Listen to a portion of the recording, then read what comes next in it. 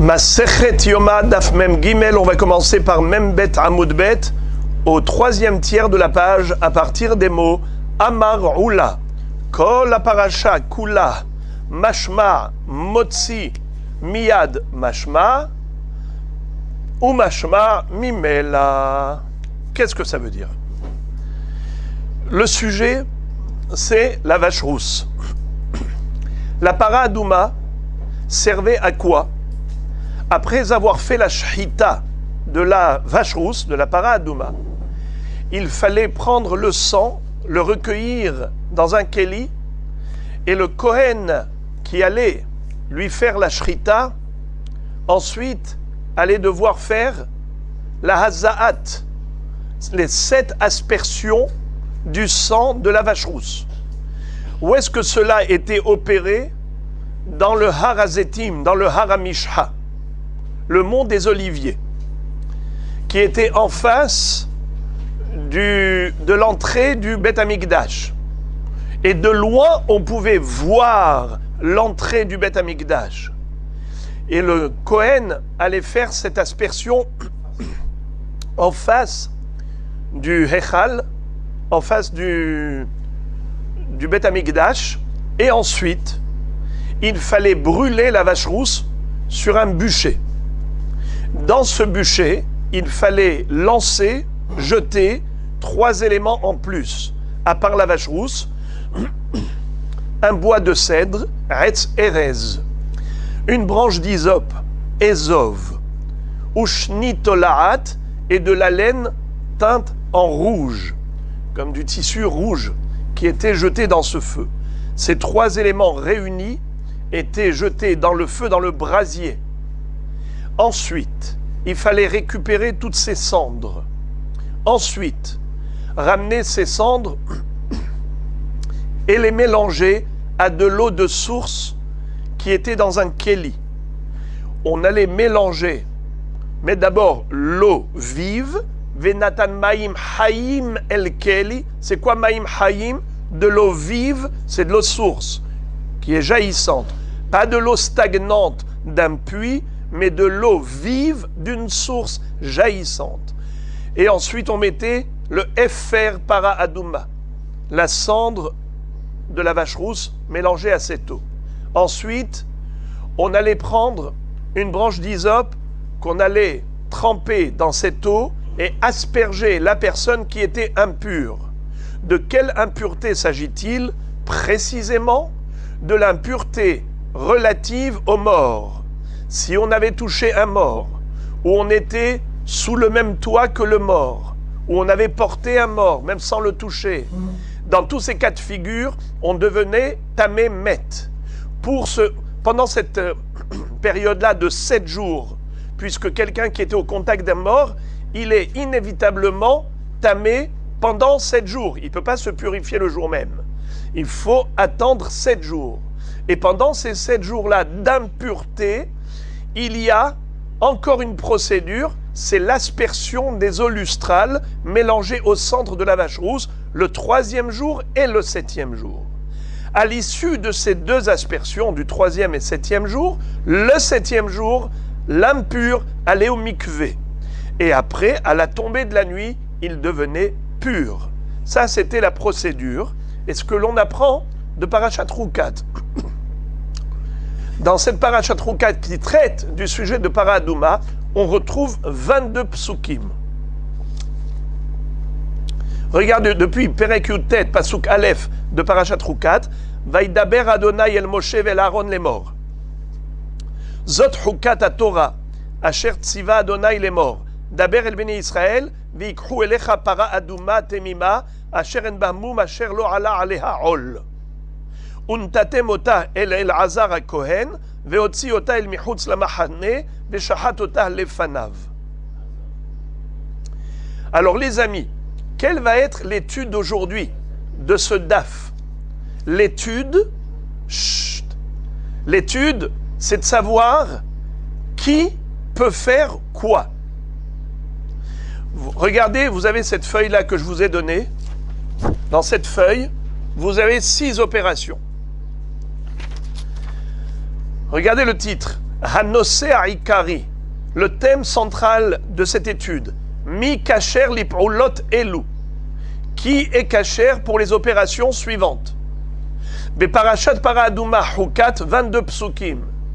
Dans la Parashat Hukat, on a 22 psukim qui sont consacrés à la vache rousse. Après, c'est des sujets divers et variés. Voici les 6 opérations qui vont attirer notre attention. Shehita, Kabbalat Adam, Zerika, Asifat Efer, Achanat Amaim Vea Efer Bakeli, Hazaat Mechatat Alatame. En fait, j'ai oublié d'écrire encore une opération. Laquelle? Non. Elle y est, c'est la 6e.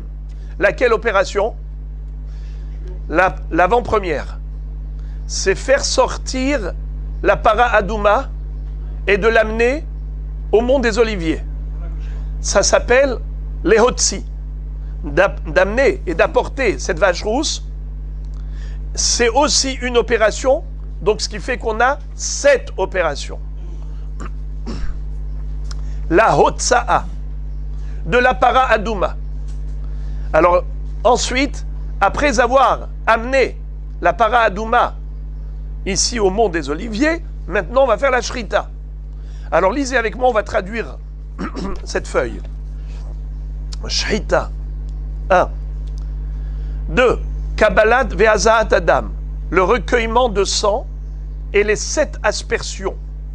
Du mont des Oliviers, il fallait regarder l'entrée du Beth Amikdash et asperger 7 fois en l'air le sang de la vache rousse. 3. Zrikata Erez ve'ashnitolaat letocha esh. Jeter dans le bûcher où brûle la para Adouma les 3 éléments. Erez, le cèdre. Ezov, l'hysope. Shenitolaat, le tissu, ou plutôt la laine rouge. 4.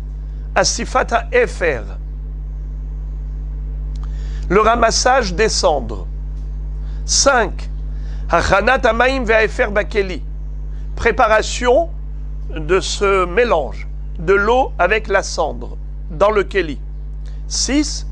Hazaat Mechatat Alatame, l'aspersion des eaux lustrales sur l'impur pour le purifier. Quels sont les jours d'aspersion?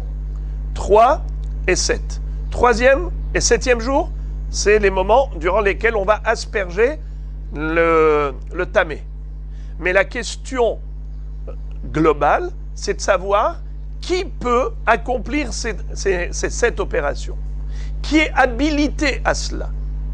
C'est là où on va voir des mahloktot. Là, on va voir où il y a des cas où tout le monde est d'accord, c'est clair, c'est net, c'est précis, mais parfois on va avoir des mahloktot.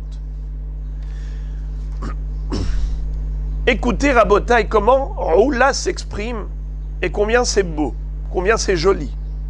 Roula va nous dire que le fil conducteur de ces 22 versets de Parashat Hukat, c'est en fait 2 questions. Quand est-ce que c'est Mashmaout, Motzi'a, Miyad, Mashmaout? Et quand est-ce que c'est Mashmaout, Mimela? Qu'est-ce que ça veut dire? Mashmaout, c'est une connotation. Lorsque vous étudiez un pasouk, eh bien ce pasouk est porteur d'un enseignement, d'une connotation. Vous apprenez quelque chose. Le pasouk dans Parashat Hukat nous enseigne par exemple dès le début que celui qui est habilité à amener la para Adouma au Har HaZetim, c'est Elazar HaKohen.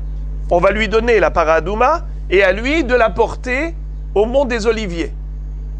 Il est écrit clairement dans la Torah, Elazar HaKohen. Quelle était la fonction et le rôle de Elazar, qui était le fils de son père Aaron HaKohen? Aaron HaKohen, c'était le Kohen Gadol. Elazar, c'était le Sgan. C'était l'adjoint, le suppléant du Kohen Gadol. Donc on va voir que cette première opération, c'est clair, net et précis que c'est El-Hazar.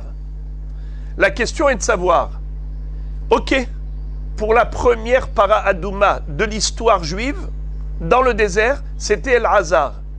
Qu'en est-il des para Adouma des générations à venir? Est-ce qu'on exige également que ce soit le Sgan, ou bien même quelqu'un qui n'est pas Sgan Kohen Gadol, même un Kohen Idiot serait valable? Ou au contraire, pour les para Adouma à venir, il faut Dafka le Kohen Gadol. Vous allez voir, Rabotai, comment toute l'histoire de notre Daf, c'est une question. Qui fait quoi? Et là, on va avoir parfois Mashmaout, Motsia Mide Mashmaout, et parfois c'est Mashmaout Mimela. Qu'est-ce que ça veut dire Mashmaout, Motsia Mide Mashmaout? Parfois, on a une connotation dans un pasouk. Pour une opération, voilà qui fait quoi. Dans le pasouk d'après, on parle d'une autre opération. Alors, pour l'autre opération, est-ce que c'est idem, identique au pasouk précédent, et donc la même personne qui est habilitée à l'opération du pasouk précédent est habilitée à l'opération du pasouk suivant, et donc ça s'appelle Mashmaout Mimela. Qu'est-ce que ça veut dire Mashmaout Mimela? C'est la connotation classique, naturelle, il n'y a pas de changement, idem, ou bien non, Mashmaout Motsia Miyad Mashmaout. La connotation du pasouk à venir, elle exclut la connotation du pasouk précédent. C'est-à-dire l'opération qui figure dans le pasouk précédent, c'était qui était habilité? C'est la personne X. Eh bien, pour le pasouk suivant, pour l'opération suivante, ce n'est pas nécessaire que ce soit le X. Ça peut être le Y. Ou au contraire, il faut d'Afka le Z. C'est-à-dire que c'est ça le fil conducteur de l'étude de ce DAF et le fil conducteur de la Parashat Chukat. Mashmaout, soit la Mashmaout, la connotation du pasouk suivant, elle exclut la connotation du pasouk précédent, soit au contraire, elle est mimela, elle est pareille, elle est idem. Mashmaout mimela. C'est comme ça que dit Oula. Regardez, Amar Oula, Kol Parasha Kula, Mashma, Motsi, Miyad, Mashma, ou Mashma Mimela. Soit le Mashma, il est Motsi, soit il est Mimela. Soit il exclut, soit il inclut. Très bien. Maintenant, avant de nous présenter les drachot de Mashmaout Motsi, Miyad Mashmaout, ou bien Mashmaout Mimela, la Gemara va d'abord nous présenter des drachot par rapport à la Parashat Chukat. Alors les amis, on va lire et traduire déjà les premiers psukim de Parashat Chukat ensemble. On a lu. Je vais relire rapidement les trois premiers psukim. Vaïdaber Hashem el Moshe bel Aaron est mort. Zot Chukat à Torah. Voici la loi de la Torah. Asher tziva Hashem les morts. Daber el Bnei Israël. Dis au Bnei Israël. Vikhu elecha paraduma temima. Qui prennent pour toi une vache rousse parfaite. Asher en bamum. Alors quand on a dit parfaite, et après on te dit qu'il n'a aucun défaut, c'est une redondance. Mais le parfait, en fait, se rapporte au Adouma. Parfaite dans la couleur. Il faut qu'elle soit entièrement rousse et pas deux poils d'une autre couleur. S'il y a deux poils d'une autre couleur, ça y est, elle est disqualifiée. Adouma temima. Asher en bamum. La bête ne doit avoir aucun défaut. Asher lo ala aleha ol. Il faut qu'elle n'ait porté aucun joug, aucun poids. Si cette vache a porté sur elle un poids, elle est disqualifiée. Untatem ota el Elazar à Kohen. Vous la donnerez à El Elazar à Kohen. Qu'est-ce qu'il va faire? Veotzi ota el michutz la mahane. Il va la faire sortir du camp, c'est-à-dire, ce ne sera pas dans le Beth Amikdash, ce ne sera pas dans le mont du temple, ce sera sur le mont des Oliviers. Veshahat otah lefanav. Et il fera la shahita devant lui. Rabotai. Commençons. Commençons. Qui va faire la shechita? Qui est-ce qui était là vendredi? On avait étudié une mahloket entre Rav et Shmuel, à savoir, qui est habilité à faire la shechita de la vache rousse, de la para adouma? Est-ce qu'il faut obligatoirement Elazar, comme on a vu précédemment dans le passouk suivant? Il est écrit Untatem ota el Elazar a Kohen, veotzi ota el michutz la mahane, veshahat ota lefanav. Vous donnerez la vache rousse à Elazar, il la fera sortir en dehors du mahane, il l'amènera au mont des Oliviers, au Haramishha. Veshahat ota lefanav. Comment je traduis? Et il fera la shechita devant lui. Rabotai, je vous pose la question. Le mot les fanav, ça veut dire quoi les fanav? Traduisez les fanav. Devant lui. Alors c'est qui fait la shrita? Oh, si on dit que c'est Elazar lui-même qui fait la shrita, alors ça veut dire quoi? Il fera la shrita devant lui? Ça veut rien dire. Mais non, on n'a pas parlé. On a dit, on n'a pas parlé d'Hachem ici. On a dit Untatem ota Elazar a Kohen veotzi ota el michutz hamachane veshahat ota lefanav. Il n'y a pas écrit devant qui. Donc les fanav, c'est soit veshahat, soit Elazar. Pardon, soit veshahat ota lefanav. Les fanav devant qui? Soit devant le shohet, soit devant Elazar. Alors c'est qui le shohet? C'est Elazar qui est shohet? Très bien. Alors on avait vu Shmuel lui disait que la shechita se faisait justement par un étranger, pas par Elazar. Et pas seulement un Kohen, même un Zar, ça veut dire même quelqu'un qui n'est pas Kohen, même un Lévi, même un Israël, peut faire la shechita de la para adouma. Preuve, puisqu'il est écrit Veshahat total lefanav. Donc forcément, si c'est devant Elazar, et Elazar c'est le sujet, alors donc c'est forcément quelqu'un d'autre que Elazar qui fait la shrita. Ne me dis pas que il faut lire et traduire d'entrée le passouk. Untatem ota el Elazar a Kohen veotzi ota el michutz hamachane veshahat ota lefanav. Vous la donnerez à Elazar, il la fera sortir du camp et il fera la shrita devant lui. Mais si c'est lui qui fait la shrita, alors c'est pas, ne me dis pas devant lui, c'est lui qui l'a fait, donc c'est forcément devant lui. Qu'est-ce que tu rajoutes en disant devant lui?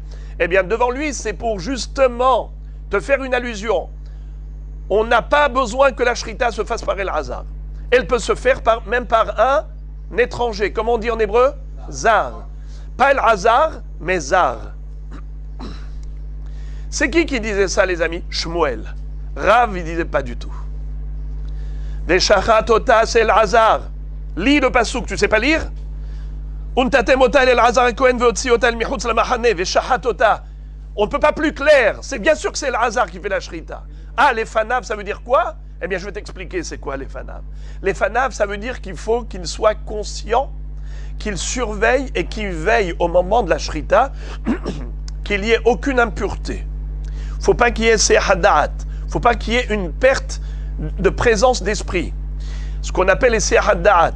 Comme quand vous portez les téphilines, il ne faut pas perdre l'esprit de la conscience de votre téphilines, n'est-ce pas? Ça s'appelle Esiyahadat, quelqu'un qui perd la conscience de la présence des téphilines. Bien la même chose. Quelqu'un qui fait la shrita, mais en même temps, il regarde là-bas, je ne sais pas, quelque chose qui l'a attiré. Et là maintenant, qu'est-ce qui peut se passer? Il y a une touma qui touche la vache. Mais tu rigoles ou quoi? Mais regarde ce que tu fais. Il dit oui, mais je regarde, je sais. Hein. C'est pas ma première shrita, j'en ai fait 1000.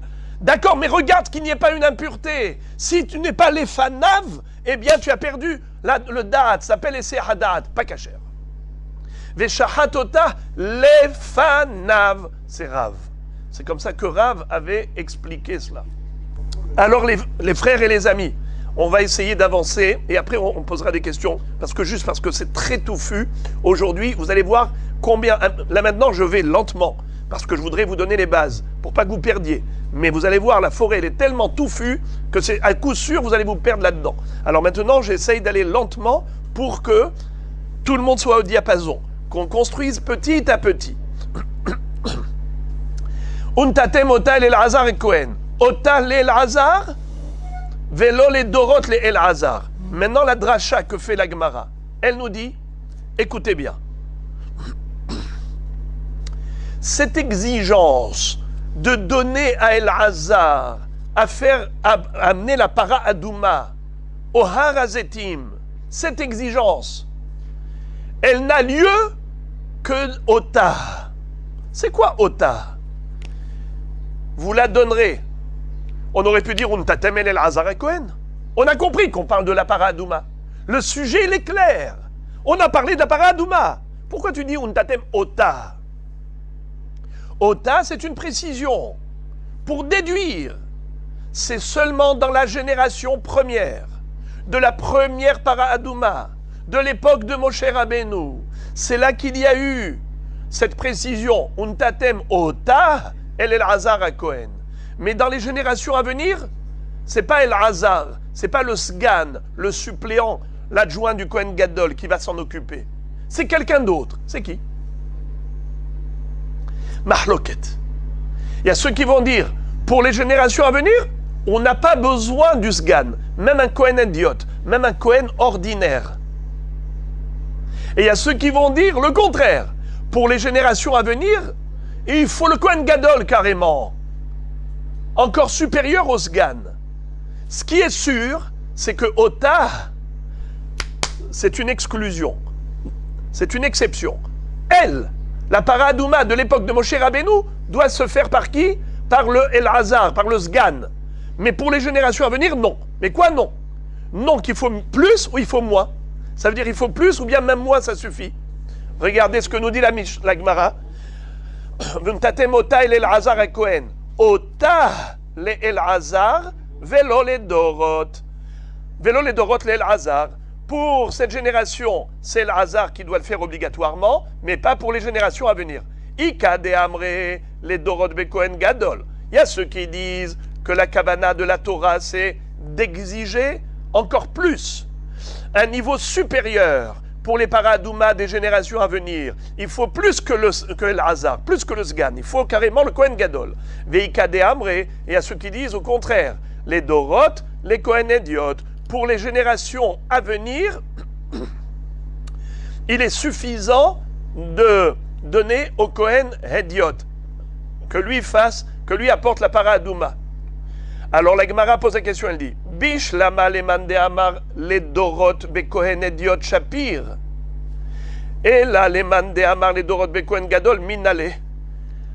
La Gemara dit que tu me dises que pour la génération du désert, on a exigé que la para Adouma se fasse par le biais du Sgan, que ce soit le Sgan, le suppléant du Kohen Gadol.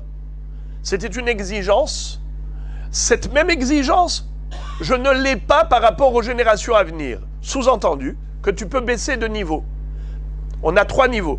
Kohen Gadol, Segan Kohen Gadol et Kohen Idiot. Le Segan, il est intermédiaire entre le Kohen Gadol qui est supérieur et entre le Kohen Idiot qui est inférieur.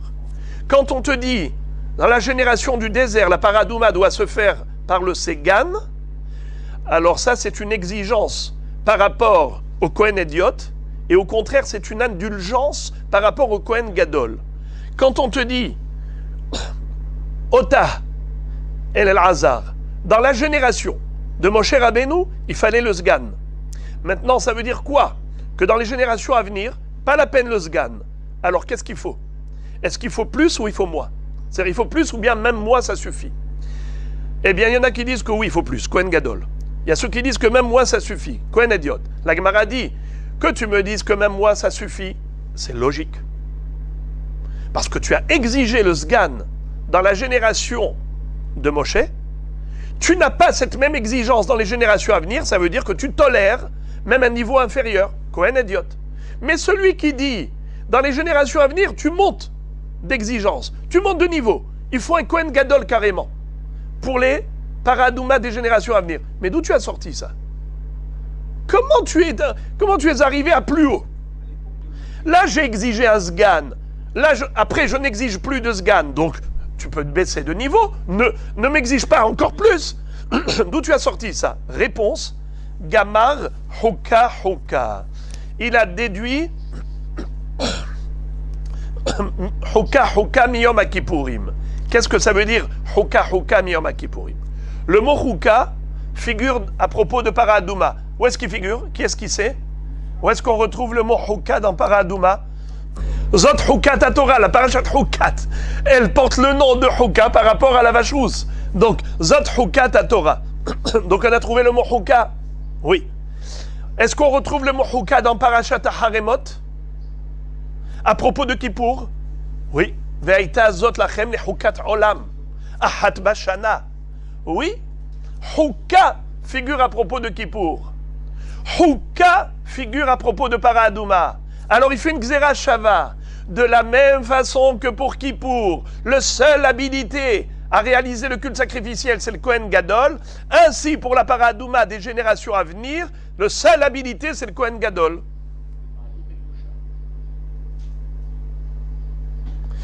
Donc il y a ici deux démarches. Première démarche, Ota, El Elazar. Dans la génération de Moshe Rabbeinu, on donne à Elazar. Les générations à venir, non, pas Elazar. Pas Elazar alors qui? Alors naturellement, même moins que Elazar, moins que le Sgan. Mais lui dit non, j'ai une Gzera Shava. Grâce au mot commun, Chouka Chouka, je compare para aduma à Kippour. De la même façon qu'à Kippour, c'est Kohen Gadol, ainsi para aduma, Kohen Gadol. Voilà, on avance. Maintenant, jusqu'ici, on a des drachot. Maintenant, Veotzi ota. Shelo yotzi aheret ima. Encore une dracha très belle. Est-ce que j'ai le droit de faire sortir en même temps, parallèlement, deux parottes? Deux parottes. Il y a une interdiction? Moi, je me dis, écoute, tu sais, moi, de toutes les façons, ça va dans ma direction. Comme je dois voyager pour Shabbat là-bas, alors je me suis dit, tant qu'à faire, je prends ma deuxième para parce qu'on va lui faire là-bas une bonne shchita et on va manger ce Shabbat, un bon méchoui. Eh oh, tu prends deux parottes? Oui, oui, ne t'inquiète pas, c'est une j'en ai besoin pour la vache rousse et l'autre parce que de toutes les façons, je vais poursuivre mon voyage par la suite. Alors, tu fais sortir deux parottes? It's not good. La Torah est écrite Veotzi ota.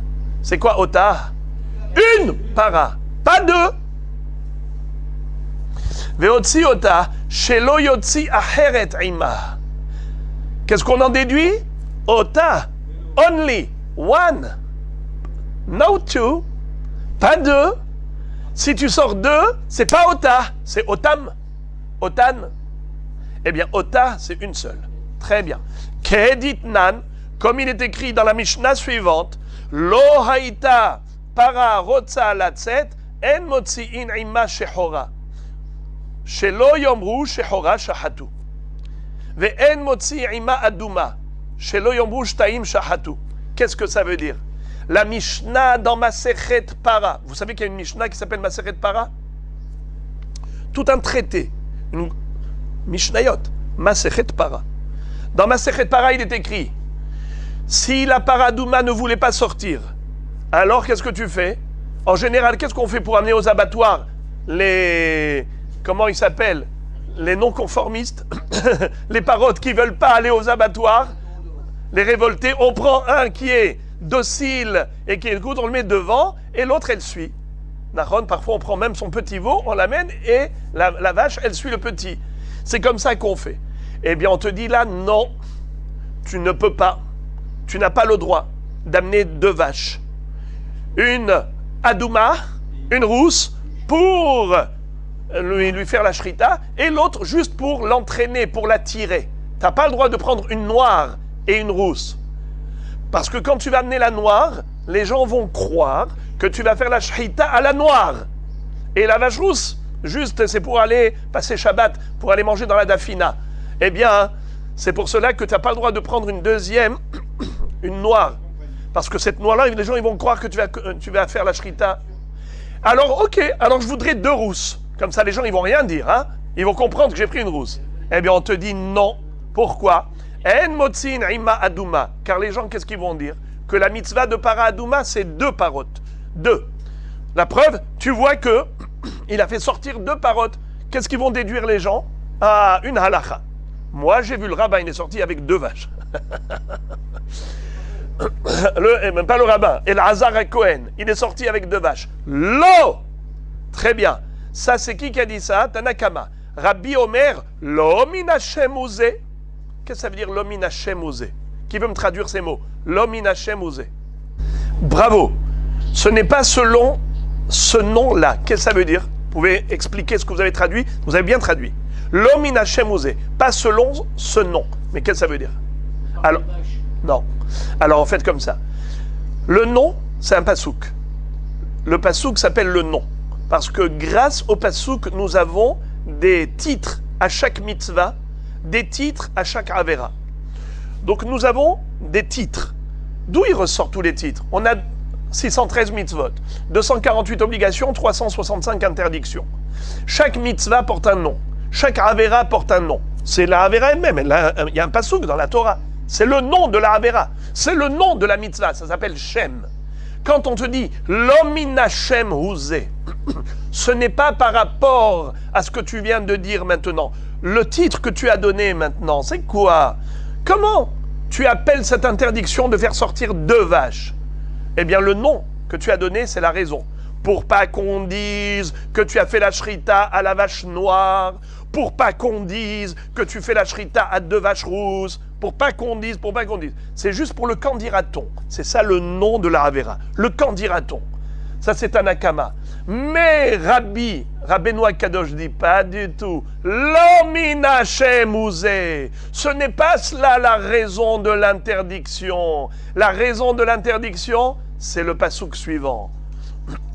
Rabbi Omer, l'omina Shem Uzeh. Et la mishum shene emar ota levada. Qu'est-ce que ça veut dire?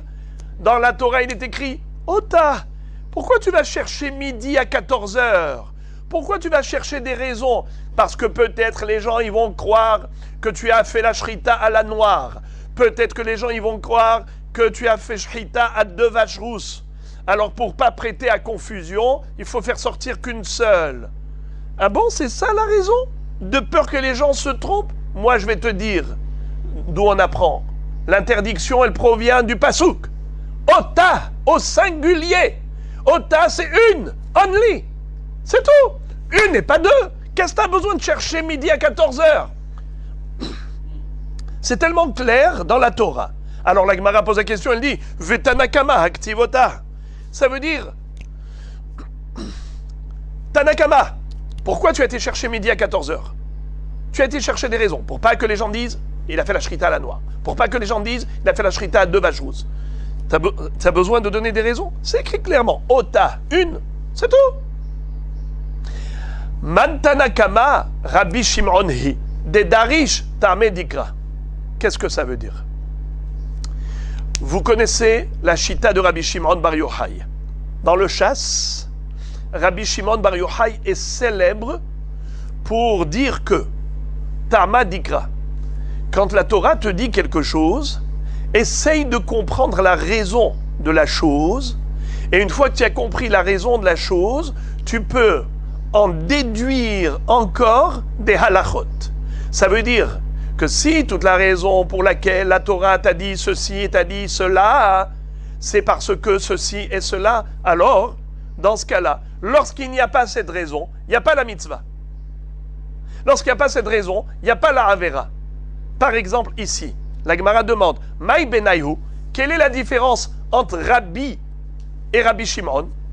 Et Kabenayhu de Apik Hamor Bahada. S'il a fait sortir avec la vache rousse un âne, regardez bien, imaginez-vous, Elazar et Cohen, il prend à droite une vache rousse, à gauche un Hamor, et il marche avec les deux en même temps. Permis ou interdit? Qu'en dites-vous les tzadikim? Non, il les prend dans la main maintenant. Permis ou interdit? Je vous pose la question, maintenant je reviens en arrière. Il prend 2 vaches, une à droite et une à gauche. Une rousse à droite et une rousse à gauche. Permis ou interdit? Interdit. Une rousse et une noire. Permis ou interdit? Interdit. Maintenant, à droite, une vache et à gauche, un âne, un hamor.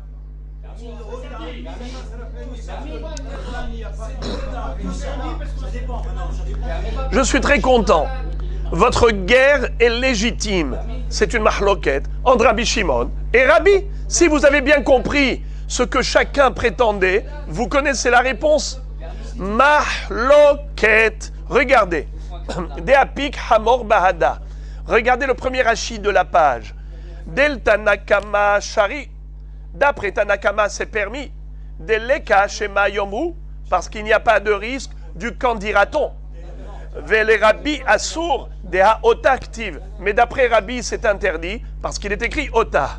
C'est-à-dire, je répète, on avait vu précédemment une mahloket entre Rabbi Shimon et Rabbi, à savoir pour quelle raison la Torah nous a dit qu'il faut faire sortir une vache et pas deux.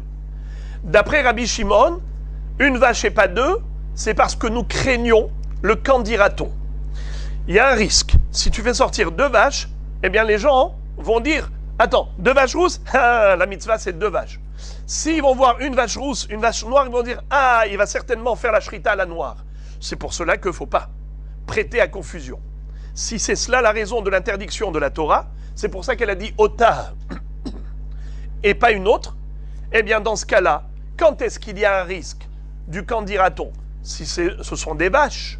Mais si c'est un hamor, il n'y a aucune confusion possible, car tout le monde sait qu'on ne fait pas une shhita à un hamor. Et à plus forte raison pas pour une para à Douma. Quand la Torah dit para, c'est sûr qu'il ne va pas faire la shhita au hamor. Alors pour Rabbi Shimon, il est permis de faire sortir une vache à droite et un hamor à gauche. Tandis que pour Rabbi, il dit non. Qu'est-ce que tu cherches à donner des interprétations et des raisons au pasouk? Tu as trouvé la raison écrite dans la Torah? Non. Dans la Torah, il y a écrit Untatem Ota. Ota Levada. Une bête, pas deux bêtes. Untatem Ota. Donc il faut qu'il y en ait une bête et pas deux. Point à la ligne. C'est un décret toraïque. Ne cherche pas à comprendre pourquoi. Regarde ce que tu fais, Rabbi Shimon. Tu cherches à comprendre pourquoi la Torah a dit ça. Une fois que tu as donné une raison pourquoi la Torah a dit ça, tu en déduis qu'un hamor c'est permis. Une vache plus un hamor c'est permis. C'est seulement une vache et une vache qui est interdit. D'après moi, pas du tout. Il ne faut pas chercher à donner des raisons. Il faut lire ce qui est écrit, point à la ligne. C'est un décret, ce qu'on appelle Gezerat HaKatuv. Et puisque la Torah dit une bête et pas deux, eh bien que ce soit un âne ou que ce soit une vache, je n'ai pas le droit d'apporter une deuxième bête supplémentaire. C'est tout, point à la ligne. Et on continue. Veshahatota shelo yishhot acheret ima. Deuxième enseignement, c'est que tu n'as pas le droit de faire la shhita d'une autre bête en parallèle. Imaginez-vous quelqu'un qui est super habile en matière de shhita, un expert comme il n'y en a pas deux. Avec ses deux mains, la main droite et la main gauche, il fait la shhita à deux bêtes en même temps. À des gens comme ça, on les chercherait dans les abattoirs pour avoir un double résultat. Ça veut dire que si le shohet met par exemple 1 heure pour te faire la shhita à 30 bêtes, tu en prends un comme ça, tu as 60 bêtes. Parce que lui, il arrive à faire la shhita à deux bêtes en même temps. D'accord? Il est expert. Est-ce qu'il aurait le droit de faire une double shhita, l'une de la vache rousse et en parallèle de la vache qui va manger pour Shabbat dans la dafina? Réponse, non. Veshahat otah lefanav. De quel mot on le retient? Regardez s'il vous plaît, puisque vous avez le chumash sous les yeux. Pasuk Gimel. Untatem otah el Elazar Kohen, veotzi otah el michutz lamachane, veshahat otah lefanav. Otah. Dans le même pasuk. Alors les amis, maintenant, on continue. La Gemara, qu'est-ce qu'elle nous dit? Velakah el-Azar, Velakah el-Azar Kohen, midamah betzbao. Lishmuel, le ahdure, le el-Azar, le Rav, have mi'ut ahar mi'ut, ve'en mi'ut ahar mi'ut, ela le rabot, de afilu Kohen hediot. Rabotaï, les frères et les amis, je vous invite à lire le pasouk d'Alet. Le pasouk d'Alet, il vient après le pasouk Gimel, où on a déjà décrit la shhita. Veshahat ota lefanav. Pasouk d'Alet.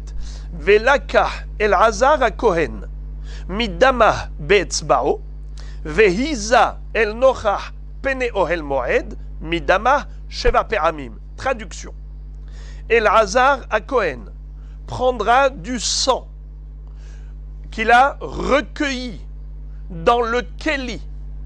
Le sang qu'il a recueilli dans le Kéli. Et il va faire quoi avec? Et il va asperger. Il va asperger combien de fois? 7 fois. Sheva pe'amim.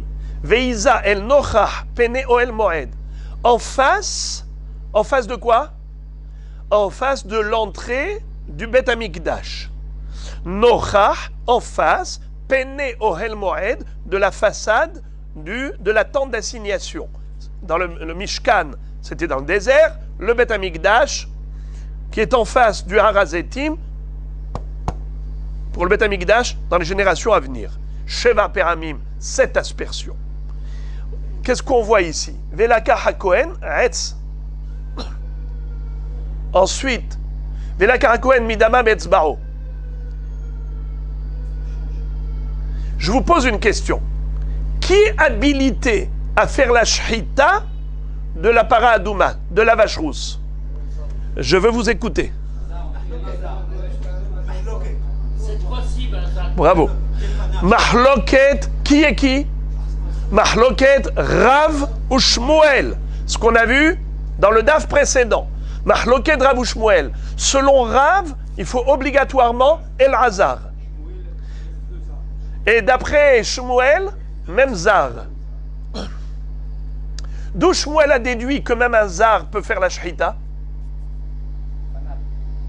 Bravo. Veshahat ota lefanav. Il va faire la shhita devant lui. Si c'est lui qui fait la shhita, alors c'est pas devant lui. C'est lui qui fait. Tu n'as pas besoin d'écrire devant lui, c'est lui qui fait. Donc si tu dis devant lui, c'est quelqu'un d'autre qui fait. C'est qui a dit ça? Shmuel. Or, Rav disait que le mot lefanav, c'était juste pour pas qu'il perde l'esprit de conscience, de surveillance. C'est juste Esser Hadat. Mais c'est qui fait la shrita? C'est lui, El Hazar, Veshahat ota. Et c'est quoi les fanav? Qui regarde ce qu'il fait, qui n'est pas de Esser Hadat. Nachon? Alors les amis, je répète, qui fait la shrita? Mahloket. D'après Rav, c'est El Hazar. D'après Shmuel, même un Zar. Alors les amis, dans le pasouk Gimel, on a parlé de shrita. Dans le pasouk Dalet, on a parlé de quoi? De l'aspersion. Qui dit aspersion, dit d'abord recueillement. Tu ne peux pas asperger d'un kéli si tu n'as pas déjà recueilli le sang. Donc d'abord, il fait Kabbalat Adam et Hazaat Adam. Donc dans le pasouk Dalet, on fait allusion à 2 opérations. Recueillement et aspersion. Qui fait quoi? Qui fait ça? Il est décrit clairement El Hazar a Kohen. Nachon? Velakah El Hazar a Kohen. Regardez, Pasouk Dalet. Pourquoi vous avez fermé votre livre? Pasouk Dalet. Velakah El Hazar a Kohen. Midama be'etzbao. Veiza El nochach pene ohel moed midama sheva pe'amim. D'accord? Alors les amis, d'après Shmuel, qui est-ce qui a fait ce qui est écrit dans Pasouk Gimel, la shrita? Un Zar. Un Zar, un étranger. Qui fait à nouveau l'opération d'âme? Quand je dis d'âme, le sang, c'est-à-dire recueillement et aspersion, El Hazar. Ça veut dire que la Torah, qu'est-ce qu'elle a fait? Le creux de la vague, en dents de scie. La Hotsa'a de la bête, El Hazar. La Shhita de la bête, même un étranger. Même un Israël qui est Zar. Ensuite, le sang, c'est-à-dire recueillement et aspersion, El Hazar. Donc d'après Shmuel, on comprend l'enchaînement des psukim. Tu as exigé au début le sgan, après tu as été tolérant et tu as accepté même un étranger, même un Zar. Après maintenant, tu reviens à une opération où tu exiges le sgan, El Hazar. Très bien. Maintenant, selon selon Rav, frère et ami, aidez-moi. Selon Rav, qui avait fait sortir la bête? Untatemota El Hazar à Cohen. Ça c'est dans quel pasouk? Le pasouk Gimel. Qui a fait la shrita du pasouk Gimel? El Hazar. Et qui après le pasouk Dalet? El Hazar. Alors, 3 opérations. Faire sortir la bête, faire la shrita de la bête, et ensuite asperger le sang de la bête. Qui fait ces 3 opérations d'après Rav? El Hazar, El Hazar, El Hazar. Les frères et les amis, on continue. Je vous pose une question. Les frères et les amis, s'il vous plaît, je vous pose une question. Est-ce qu'on avait besoin, d'après Rav, de répéter dans le pasouk Dalet El Hazar à Cohen? On n'avait pas besoin. Pourquoi? Le sujet, c'était El Hazar. Dans le pasouk Gimel, on a déjà 2 opérations. Faire sortir la bête et faire la shrita de la bête. Et tu m'as dit clairement que c'est qui? C'est El Hazar à Cohen qui fait ça. Dans le pasouk Dalet, c'est la suite. Alors si c'est la suite, qu'est-ce que tu aurais dû dire? Velakah midama betzbao. Pourquoi tu as répété El Hazar à Cohen?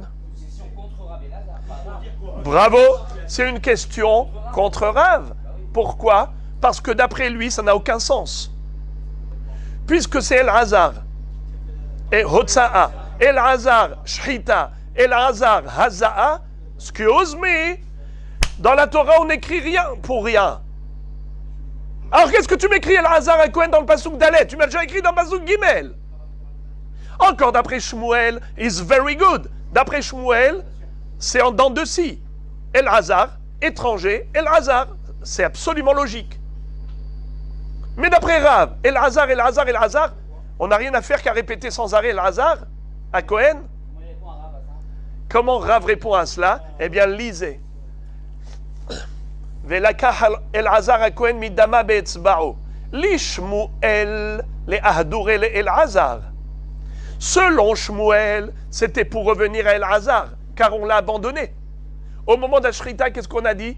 Pas besoin de El Hazar, même un étranger, même Hazar. Alors maintenant, puisque dans la 3e opération, qui est l'aspersion du sang, il faut Davka El Hazar, c'est normal qu'on répète El Hazar, puisque on avait abandonné El Hazar, et on a dit que même un étranger est habilité. Alors si on ne répète pas El Hazar, on aurait pu penser que même un étranger est habilité à faire l'aspersion du sang, donc c'est absolument normal qu'on revienne à El Hazar. Ça c'est pour Shmuel. Mais d'après Rav, la Gemara dit les Rav, on ne comprend pas. Alors regardez. Have mi'ut ahar mi'ut, ve'en mi'ut ahar mi'ut, et là les rabot de afilu kohen idiot. Bombe. Rabotaille, écoutez quelque chose, attachez la ceinture. Vous savez qu'il y a des codes de la Torah. Vous connaissez tous les codes de Rabbi Ishmael. Rabbi Ishmael Omer, Bishlosh Esrei Midot HaTorah Nidreshet, Bekal Vachomer, ou Bigzera Shava, ou Midyan Av, Katuv Echad, Midyan Av, Ushne Ktuvim, et ainsi de suite. N'est-ce pas? Mais il y a un code qui ne figure pas là-bas. C'est En Mi'ut, Ahar Mi'ut, et là les rabot. Quand le moi égale plus. Moi égale plus. En mi'ut ahar mi'ut, et là les rabot.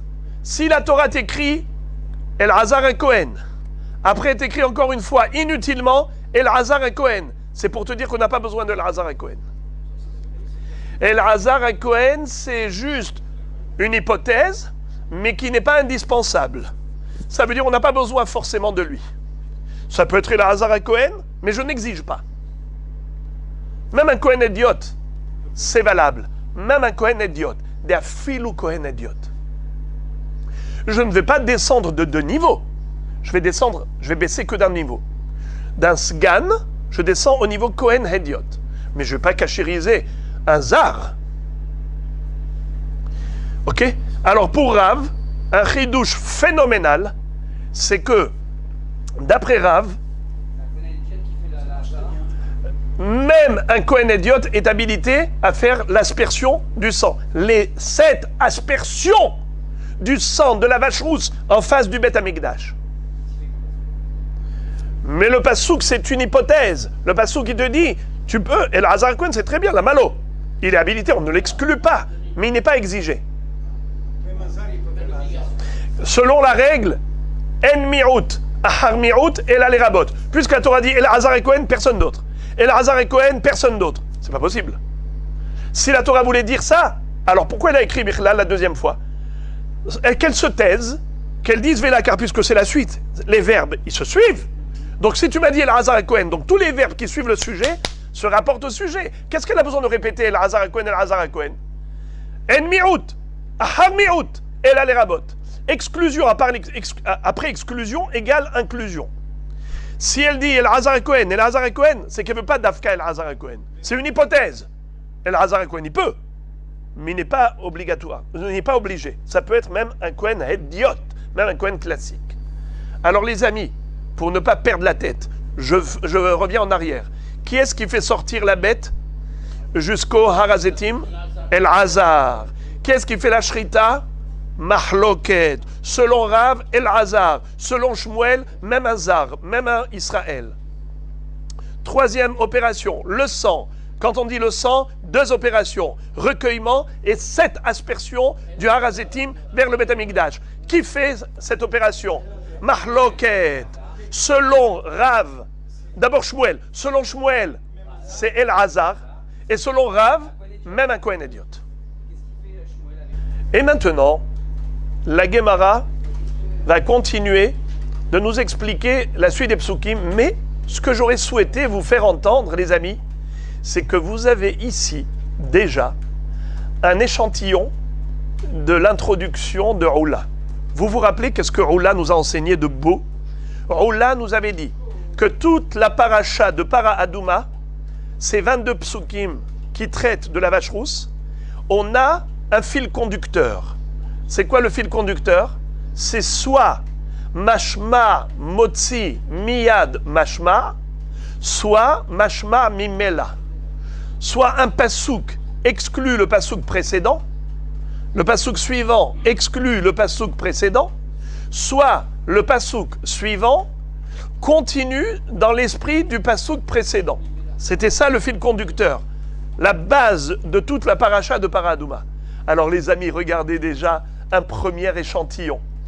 Je vous pose la question à propos de la shrita et de l'aspersion du sang de la vache rousse. Dites-moi les amis, on a d'abord le pasouk Gimel, il parle de la shrita. On a le pasouk Dalet, il parle de l'aspersion du sang. Dites-moi, est-ce que ces deux psukim là, est-ce que c'est le pasouk Dalet, il exclut le pasouk Gimel, ou au contraire, le pasouk Dalet va dans le sens du pasouk Gimel? Est-ce que c'est mashma mimela, il va dans le même sens, ou bien c'est mashma motzi miyat mashma? Le pasouk Dalet, il exclut le pasouk Gimel. Dites-moi. Faux. Bravo. Voilà la réponse. Mahloket. Selon Rav, on va commencer par Rav, c'est le plus facile. D'après Rav, c'est El-Hazar et Cohen. El-Hazar et Cohen. Et ensuite, qu'est-ce qu'il dit? Pas El-Hazar. Même un Cohen Hédiot. Donc le pasouk Dalet, il exclut le pasouk Gimel. Pourquoi il exclut? Puisque vous voyez que qui est-ce qui peut faire la shrita d'après Rav? El-Hazar. Qui est-ce qui peut faire l'aspersion? Même un Kohen Hédiot, même un Kohen classique qui n'est pas El-Hazar. Donc le pasouk Dalet, il ne va pas dans le sens du pasouk Gimel. Pasouk Gimel, il parlait de quoi? La shrita. Le pasouk Dalet, de quoi il parle? Du sang, l'aspersion. Selon Rav, c'est qui peut faire la shrita? Davka El-Hazar. Selon Rav, qui est-ce qui peut faire l'aspersion du sang? Même un Kohen Hédiot classique, un Kohen Pachout. Ça veut dire que quoi? Que le pasouk Dalet, il ne va pas dans le sens du pasouk Gimel. Au contraire, il l'exclut. Car le pasouk Gimel, il dit Davka El-Hazar. Le pasouk Dalet, il dit pour l'aspersion du sang, même un Kohen Hédiot. Alors que d'après Shmuel, au contraire, le pasouk Gimel, c'est El-Hazar. Le pasouk Dalet, c'est El-Hazar. Excusez-moi, pardon. Le pasouk Gimel, c'est qui? Même un Zar. Qui peut faire la shrita d'après Shmuel? Même un Zar, même un étranger. Et après ça, dans le pasouk Dalet, c'est qui fait l'aspersion? El-Hazar. Donc lui aussi, ça exclut. Ça exclut. Donc d'après les deux, ça exclut. Où est-ce qu'on a vu que ça continue dans le même sens et ça exclut d'après l'autre? C'est dans la phase précédente. Qui est-ce qui devait faire sortir la bête? Qui devait faire sortir la bête et l'amener au Harazetim? El-Hazar. Ensuite, qui peut faire la shrita? Mahloket. D'après Rav, El-Hazar. Donc ça continue dans le même sens. Ça continue dans le même sens. Celui qui fait sortir la bête, c'est El-Hazar. Celui qui fait la shrita, c'est El-Hazar. D'après Rav. D'après Shmuel, qui fait sortir la bête, El-Hazar. Qui fait la shrita, même un étranger, même Hazar. Donc ça exclut. Ça s'appelle Mashmaout, Motzi, Miyad Mashma. Le Mashma, connotation, exclut connotation. Voyez-vous? Tout dépend. Lorsqu'on va dans le même sens, c'est la même personne qui est habilitée à faire ceci et cela, alors ça s'appelle Mashma Mimela. Mimela, ça continue. Mais si on dit que là, pour ça, c'est Dafka celui-là, mais pour ça, même celui-là, ça exclut. Alors, à chaque fois, vous devez faire entrer dans une case. Si par exemple, les amis, je vous demandais à chaque fois, maintenant on est dans le Mashma Mimela ou bien on est dans le Mashma Motzi Mashma? Est-ce qu'on est dans l'inclusion ou dans l'exclusion? Mashma Motzi ou Mashma Mimela? À chaque fois, il faut donner la réponse. Est-ce que ça rentre dans la case de Mashma Motzi ou bien est-ce que ça rentre dans la case de Mashma Mimela? Alors on continue. Velakah HaKohen Etz Erez Ve'ezov Ushni Tolaat. Dans le pasouk, il est écrit, dans le pasouk Vav. D'abord, dans le pasouk He, il est écrit Vesaraf et Apara Le'enav et Orav et Besarav et Damal Pirsha Isrof. Il faudra brûler intégralement la vache rousse dans le feu. Pasouk Vav. Velakah HaKohen Etz Erez Ve'ezov Ushni Tolaat Ve'ishlich El Tor Serefat Apara. Et le Kohen prendra du bois de cèdre, du bois d'hysope et de la laine rouge, et il jettera à l'intérieur du bûcher, du brasier où brûle la vache. Alors, il est écrit Belakar et Kohen. L'Ishmuel d'Afilo et Kohen Ediot. Les Rav, Itzterir. Sal Kadata Hamina Kevan Delav Gufa de Paraninhu, l'Olivai Kohen, Kamash Malan. Là encore, c'est qui est habilité à jeter le cèdre, l'hysope et le tissu rouge dans le feu. Alors il est écrit Velaka HaKohen. Le Kohen prendra. D'après Shmuel, ça vient nous enseigner quoi? Un grand ridouche. C'est pour exclure le pasouk précédent. Car dans le pasouk précédent, qu'est-ce que Shmuel avait compris? Qu'il fallait Davka El Hazar et Kohen. C'est lui qui avait fait la Hazat Adam. Alors maintenant, selon Shmuel, on descend un Kohen Ediot. Donc ici, ça s'appelle Mashma Motzi. Miyad Mashma. N'est-ce pas? Vous avez compris ça?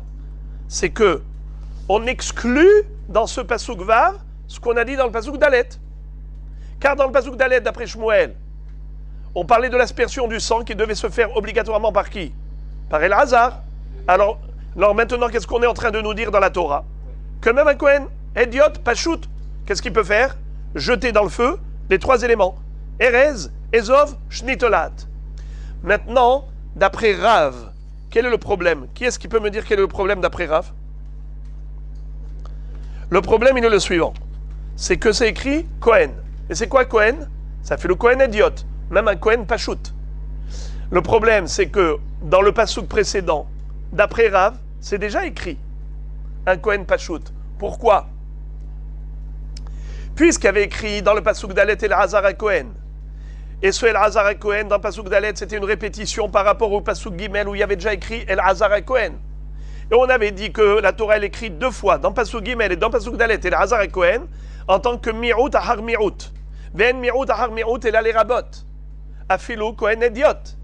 Ça fait que l'aspersion du sang d'après Rav peut se faire même par un Kohen Ediot. Alors pourquoi la Torah, dans le Pasuk Vav, où elle parle du jet dans le feu, de ces trois éléments, elle nous répète Kohen Ediot. Mais ça fait deux fois Kohen Ediot. Ça ne sert à rien. Kohen Ediot, c'est une répétition inutile. Alors à quoi cela sert? Rav te dit, non, c'est pas inutile. Car j'aurais pu penser que ces trois éléments, le cèdre, l'hysope et le tissu, ce n'est pas la paradouma elle-même.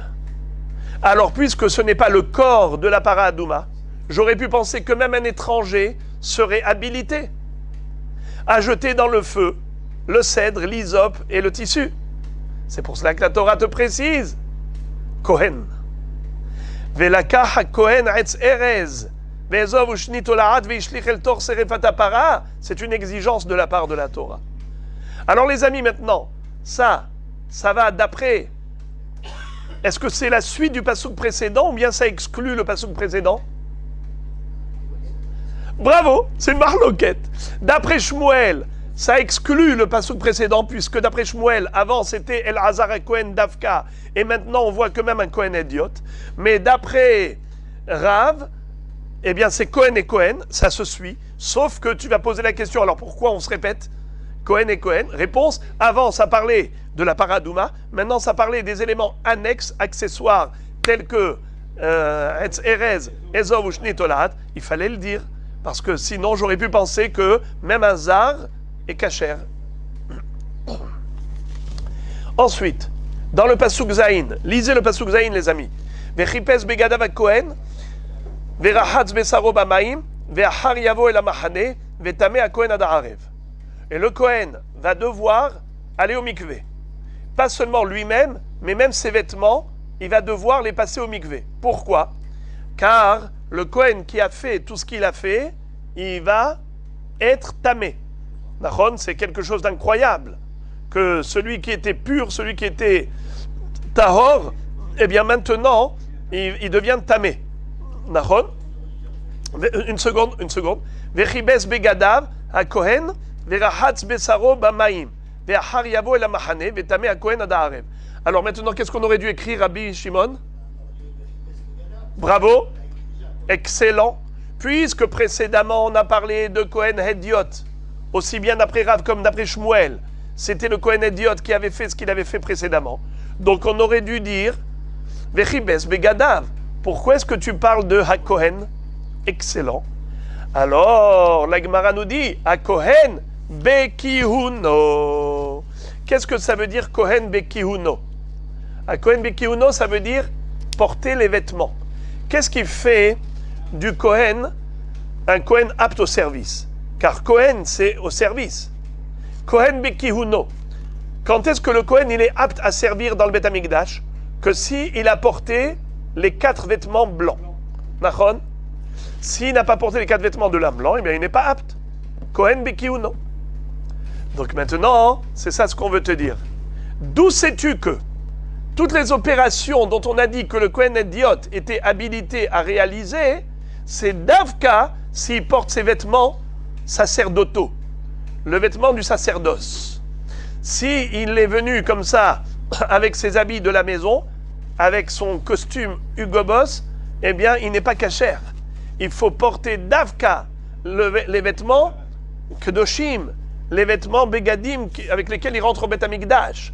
C'est ces vêtements-là qu'il doit porter au moment où il va opérer la paradouma, les opérations de paradouma. Pour ça que la Torah a écrit Vechibes begadav à Kohen, les begadim de Kehuna, à Kohen bekihuno. Très bien. Machma qu'il était habillé avant. Hazak ou Baruch. Quoi? Mais on est en dehors du Beth Amikdash, on est sur la Harazetim. Vetameh à Kohen ad ha'arev, Kohen bekihuno les dorot. Alors la question se pose, pourquoi tu l'as répété 2 fois dans le même pasouk? Regardez, dans le pasouk Zayin, Vetameh ha Kohen ad ha'arev. Tu as répété encore une fois, à Kohen. À quoi cela sert? C'est pour nous dire que Kohen bekihuno les dorot, pas seulement dans la génération du désert. Le Kohen qui va réaliser les opérations paradouma doit porter les vêtements du Kohen, mais même dans les générations à venir, quand on va vouloir élaborer une paradouma, il va falloir porter ces vêtements sacerdotaux. La Gemara pose la question, elle dit Hani haleman de amar les dorot be Kohen Ediot Shapir Et là, les man de Amar, les Dorot Bekohen Gadol, Ashta Kohen Gadol Ba'inan Bekihuno mi Ba'aya. Qu'est-ce que ça veut dire? La Gemara nous avait dit qu'il y avait une mahloket, à savoir à propos de la paradouma. Qui est-ce qui va réaliser cette opération-là, de faire sortir la vache au Harazetim pour aller la brûler là-bas et ainsi de suite? C'était qui? Et on avait dit que c'était El-Hazar à Cohen, n'est-ce pas? Alors, El-Hazar à Cohen, c'était dans la génération du désert. Untatem ota el El-Hazar à Cohen, veotzi ota el michutz la mahane veshahat ota lefanav. Mais on avait dit que ota, c'est quoi ota? Hein?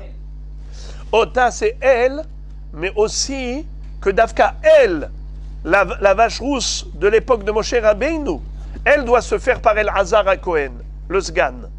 Mais les Dorot, Ota be'el-Hazar, aval les Dorot, lo be'el-Hazar. Alors qui? Mahloket, il y en a un qui dit inférieur, et l'autre a dit niveau supérieur. Il y en a un qui a dit Kohen Gadol, il y en a un qui dit au contraire, pour les Dorot, même un Kohen Idiot. Alors maintenant, la Gemara pose la question, elle dit, le Kohen, celui qui dit Kohen Idiot, alors ok, que tu m'écrives un mot, Kohen Bekihuno, qu'il faut porter les 4 vêtements de lin blanc, je comprends le Hidouche, parce que sinon il aurait pu venir avec son costume de la maison. Alors tu dis non, il faut les vêtements de Kohen. Mais d'après celui qui dit que c'est Kohen Gadol, en quoi il est Kohen Gadol? Kohen Gadol, c'est justement par le port des 8 vêtements sacerdotaux. C'est ça qui fait de lui Kohen Gadol. Donc il n'était pas envisageable qu'un Kohen Gadol vienne ici avec son costume de la maison. C'est sûr qu'il doit porter les 8 vêtements de Kohen Gadol. Alors pourquoi tu avais besoin de m'écrire à Kohen pour dire Kohen Bekihuno? Kohen Bekihuno. Et les Dorot, pas seulement dans la génération du désert, même dans les générations à venir. Mais dans les générations à venir, d'après certains, il faut que ce soit Davka le Kohen Gadol. Si c'est Davka le Kohen Gadol, c'est évident qu'il doit porter les 8 vêtements sacerdotaux. Alors c'est quoi le chidouche? La Gemara dit, tu as raison, c'est par Kalva Homer. Si déjà tu exiges Kohen Gadol, c'est sûr qu'il faut qu'il soit avec les 8 vêtements. La Gemara dit, c'est vrai. In milta deatia bekalva homer tarach bekatav lakra. Nous avons une règle. Parfois, la Torah n'a pas besoin d'écrire un kalva homer. Kalva homer, c'est justement la logique. Si déjà dans le kal c'est comme ça, dans le hamour, à plus forte raison. Kalva homer, un raisonnement d'a fortiori. Mais parfois, même quelque chose qui est logique, que tu peux déduire par raisonnement d'a fortiori, la Torah te l'écrit clairement, ouvertement. Ça s'appelle Milta de Atia Bekalva Homer, Tarach Bekatav Lakra. Même quelque chose que tu peux déduire par raisonnement d'a fortiori, la Torah t'écrit le din. Alors que tu n'avais pas besoin d'écrire, tu aurais pu le déduire tout seul, par logique. Mais ça arrive. Que même une chose logique et évidente, la Torah te l'écrit. Eh bien, c'est le cas. De te dire que les Dorot, où normalement, c'est le Kohen Gadol qui doit faire la paradouma. Et si c'est le Kohen Gadol, si déjà tu exiges Kohen Gadol, la plus forte raison que tu exiges les 8 vêtements. Alors pourquoi tu l'as écrit clairement? Vechibes à Kohen Begadaf, Vetame à Kohen Adarev. Pourquoi tu as écrit Kohen Bekihuno? Tarach Bekatav Lakra. La Torah t'écrit même quelque chose d'évident. Voilà, c'est la réponse. Maintenant, encore un pasouk. Regardez le pasouk tête. Ve'asaf ish tahor et efer apara ve'niach michutz lamachane bemakom tahor ve'haita la'adat bnei Israël lemishmeret lemenida hatati. Alors on va traduire. Un homme pur va ramasser les cendres de la vache rousse et il déposera en dehors du mahane bemakom tahor, dans un endroit qui est pur. Ve'aita la'adat ben Israël mishmeret lemenida hatati. Qu'est-ce que ça veut dire? Ce sera pour les Bnei Israël et mishmeret. Il faudra garder d'une génération à l'autre. Il faudra garder la cendre de la vache rousse de Moshe Rabbeinu et on mélangera à toutes les cendres des générations à venir. dans toutes les cendres des vaches rousses à venir, il faudra mélanger un peu de la cendre de la vache rousse de Moshe Rabbeinu, les mishmeret, les menida. C'est quoi menida? Ça veut dire des eaux d'aspersion. Ici, nida, c'est pas comme nida que vous connaissez. C'est nida, ça veut dire haza'a, aspersion. Menida, des eaux d'aspersion. Hatati, c'est quoi hatati? C'est stérilisation. Comment on dit aujourd'hui dans les hôpitaux quand ils vous disent prenez l'alcool et essuyez-vous les mains avant de rentrer, avant de toucher quoi que ce soit. Ils vous disent faites un hitouille. C'est quoi hitouille yadaim? C'est nettoyage des mains. Alors hatati, ici ça vient du mot, nous dit Rashi, hitouille. D'après le pshat, ça veut dire purifier l'impur. Hatati. Mais le deuxième pirouche de Rashi, il dit qu'on a donné un statut de korban hatat, de kodashim, à la vache rousse. Pour dire que de la même façon qu'on n'a pas le droit de profiter des animaux korban, des hatat, ainsi on n'a pas le droit de profiter de la vache rousse. Bekitsour, on a maintenant un pasouk. La Gemara dit, je veux bien comprendre, qui fait quoi? Ve'asaf ish tahor et tefer apara ve'iniah. Les amis, je voudrais vous dire que vous allez être choqués. Et vous n'êtes pas au bout de vos surprises. Regardez-moi ça. Ve'asaf ish tahor et efer apara ve'iniah. C'est le pasouk. Maintenant, écoutez, Rabotai, un ridouche incroyable. Ish leachshir et azar. Tahor leachshir et aisha. Ve'iniah mi sheyesh bo da'at le'aniah. יצאו חרש שוטה וקטן, שאין בהם דעת להניח. מה פירוש? Nous avons ici un triple hidouche. Au niveau du ramassage des cendres, il est écrit, il faut que ce soit un homme pur qui prenne les cendres et qui les dépose les mishmeret pour garder ces cendres. Alors il y a ici 3 précisions. D'abord, ish. Deuxièmement, tahor. Troisièmement, le verbe ve'iniah, il déposera. On a ici ish, leachshir et azar. Là, du coup, on ne parle plus de Kohen. On ne parle plus de Kohen, on parle de ish. C'est qui? N'importe qui. Même un Israël, même un Lévi qui n'est pas Kohen. Tahor, un homme pur, leachshir et aisha. C'est-à-dire, même une femme, elle rentre dans le cadre de Tahor. Regardez ce que dit Rashi. Leachshir et aisha, dei le mauteta me pshita, de hatat kariera hamana. Il est évident que tu n'as pas le droit de faire intervenir un homme impur. Car la Torah, elle a qualifié la paradouma de korban hatat. Un korban hatat, un homme impur peut toucher? Non. Alors si ça s'appelle hatati, c'est pas la peine de me préciser. Mais asaf ishtahor, un homme pur, mais c'est évident qu'il faut qu'il soit pur, puisque c'est hatat. Alors pourquoi la Torah a précisé tahor, leachshir et aisha? Ish, déjà c'est pour te dire afilouzar et pas Kohen. Après je monte d'un cran. Même pour qualifier une femme, grâce au mot tahor qui était inutile. Parce que à quoi ça sert? Imeno inyan le ish tahor, teno inyan la isha. Ok, je suis monté d'un cran. Maintenant, s'il te plaît, est-ce que je peux faire intervenir un katan? Pourquoi pas? J'ai dit un homme zar, j'ai dit isha. Eh bien, allons-y, encore un cran. Katan, s'il te plaît, allez, s'il te plaît. Il te dit non. Pourquoi non? Veiniah, celui qui est shbodat, quelqu'un qui a de la conscience, un être consciencieux, à savoir un adulte, ou un homme ou une femme, mais qui sont bar mitzvah, bat mitzvah, mais pas mi she'en bo da'at le'aniyah, yatz'u heresh, le malentendant, choté, le fou, vekatan, le petit qui n'est pas bar mitzvah, she'en bahem da'at le'aniyah, qui n'ont pas de conscience, et de ce fait, ils sont disqualifiés. Très bien. La Gemara, maintenant, c'est une Mishnah. Tnan hatam on a appris dans ma Sechet Para, Hakol Kesherim le Kadesh, Chutz Mecheresh Shote Vekatan. Tout le monde est apte à mélanger l'eau et les cendres de la vache rousse dans un Keli, à l'exception du Heresh, du Shoté et du Katan. Rabbi Uda Marchir Bekatan, ou Posel Baïcha ou Berdroginos. Tandis que Rabbi Uda dit le contraire. Il dit un petit a le droit de mélanger l'eau et la cendre dans le Keli. Celui que je disqualifie, celle que je disqualifie, c'est la femme. Et l'androgyne, c'est quoi un androgyne?